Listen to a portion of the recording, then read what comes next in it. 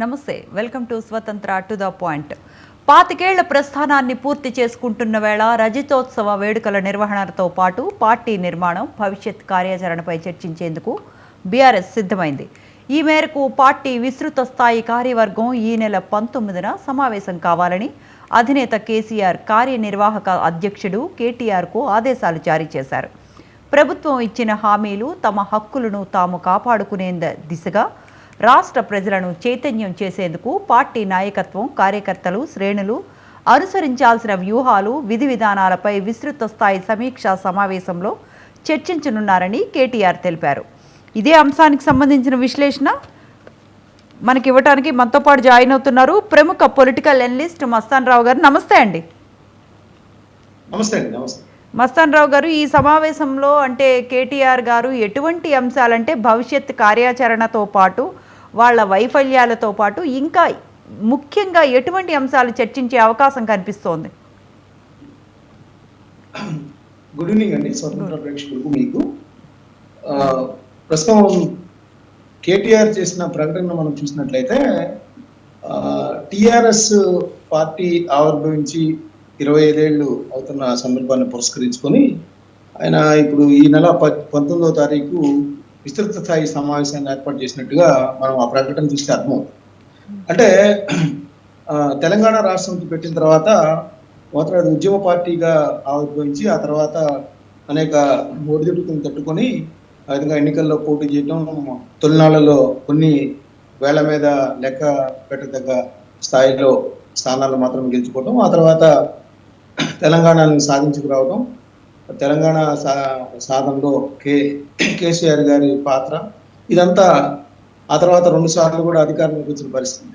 అయితే తెలంగాణ రాష్ట్ర సమితి బీఆర్ఎస్ గా రూపాంతరించిన పరిస్థితి కూడా ఉంది. ఆ తర్వాత వేరే రాష్ట్రాలకు కూడా ఆయన పార్టీని వ్యాప్తి చెందే విధంగా చేద్దాం అనుకున్నప్పటికీ కూడా అవి ఎక్కువగా సాగని పరిస్థితి. మరోవైపు చూస్తే తెలంగాణ తేవటంలో కీలక పాత్ర వచ్చిన కేసీఆర్ ఆ తర్వాత పరిపాలనలో మాత్రం ఆయన తొలిసారి అయితే మాత్రం బాగానే రాణించినట్టుగా ప్రజలందరూ కూడా భావించారు. అందుకనే రెండవసారి కూడా పట్టం కట్టారు. అయితే రెండవసారి వచ్చిన తర్వాత ఆయన ప్రజాప్రతినిధులతో కానీ ప్రజలతో కానీ వ్యవహరించే శైలి, ఆ పార్టీ ప్రభుత్వ విధానాలు ఇవన్నీ కూడా కొంత ప్రజల్లో వ్యతిరేకతను పెంచిన నేపథ్యంలో ఆయన ముఖ్యంగా ఫామ్ హౌస్కే పరిమితం అవుతారని, అదేవిధంగా పరిపాలనలో సరైన విధంగా దృష్టి కేంద్రీకరించలేకపోతున్నారు, అదేవిధంగా దేశంలోనే వేరే రాష్ట్రాల్లో కూడా విస్తరిద్దామనే ఆయన ఆలోచనలు కూడా బెరసిగొట్టిన పరిస్థితి కూడా మనం చూసాం.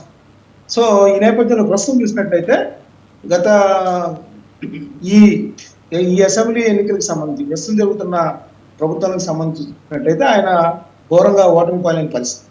ఆ తర్వాత వచ్చిన పార్లమెంటు ఎన్నికల్లో కూడా ఒక స్థానాన్ని కూడా గెలుచుకునే పరిస్థితి. మరోవైపు పార్టీలోని శాసనసభ్యులను ఓడిపోయిన నేతలు వెళ్ళిపోవడం అనేది ఎక్కడైనా సాధారణంగా జరుగుతుంది.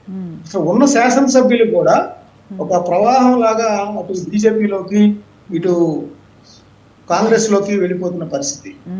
మరోవైపు చూసినట్లయితే సొంత కుమార్తె కవిత మద్యం కుంభకోణంలో ఇరుక్కోవడం, అదేవిధంగా మనకి కేటీఆర్ గారు చూస్తే వేరే అనేక కేసుల్లో కూడా ఆయన పేరు ప్రముఖంగా వినపడుతూ ఉండటం, అరెస్ట్ దాకా వెళ్తుంది అనేది కూడా ఒక భయానక వాతావరణం టిఆర్ఎస్ కి సంబంధించి, అదే ప్రస్తుత బీఆర్ఎస్ సంబంధించి ఏర్పడిన పరిస్థితి.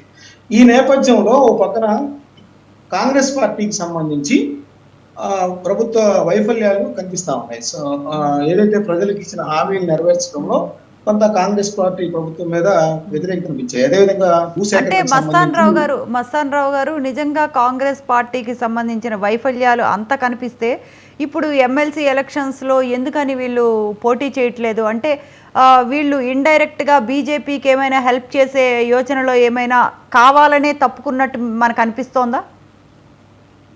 అంటే ఇక్కడ ఒకటి చూడాలి, జనరల్గా ఏంటంటే సాధారణంగా ఎమ్మెల్సీ ఎన్నికలు కానీ స్థానిక సంస్థల ఎన్నికలు కానీ అధికారంలో ఉన్న పార్టీకి కొంత ఫేవర్ గా కనిపిస్తున్న పరిస్థితి కూడా ఉంటుంది.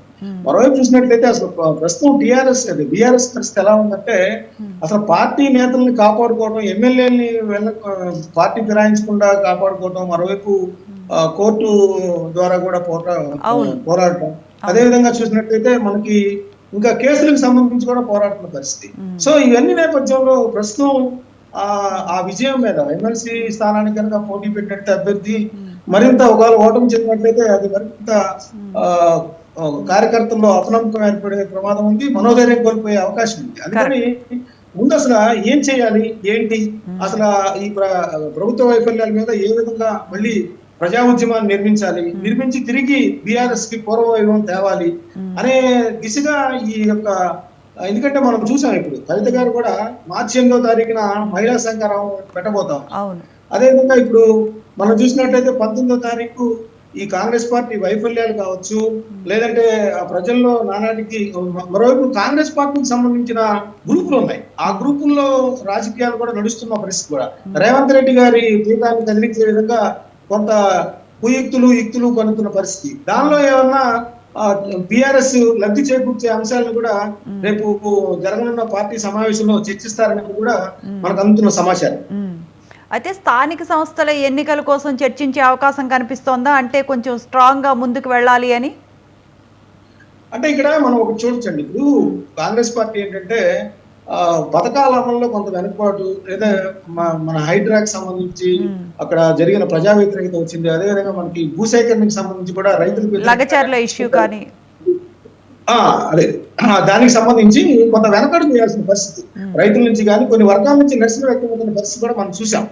అట్లయితే అదేవిధంగా ఏంటంటే కులగణన దేశంలో ఎక్కడా లేని విధంగా ఇక్కడ కులగణన తీసుకొచ్చారు. అదేవిధంగా ఎస్సీ వర్గీయులకు సంబంధించి ఏదైతే మనకు చట్టం వస్తుందో దాన్ని అమలుకు ప్రయత్నించడం. కులగణనలో ఇప్పుడు చూసినట్లయితే మనకి ఆ సర్వేలో ఇప్పుడు బట్టి విక్రమార్క గారు మన ప్రెస్ మీట్ లో చూసినట్లయితే ఆయన చెప్పింది ఏంటంటే బీఆర్ఎస్ కి బడుగు వర్గాల ఉన్నతి అనేది ఇష్టం లేదు, అందువల్ల ఈ కులగణన సర్వేలో పాల్గొనలేదు.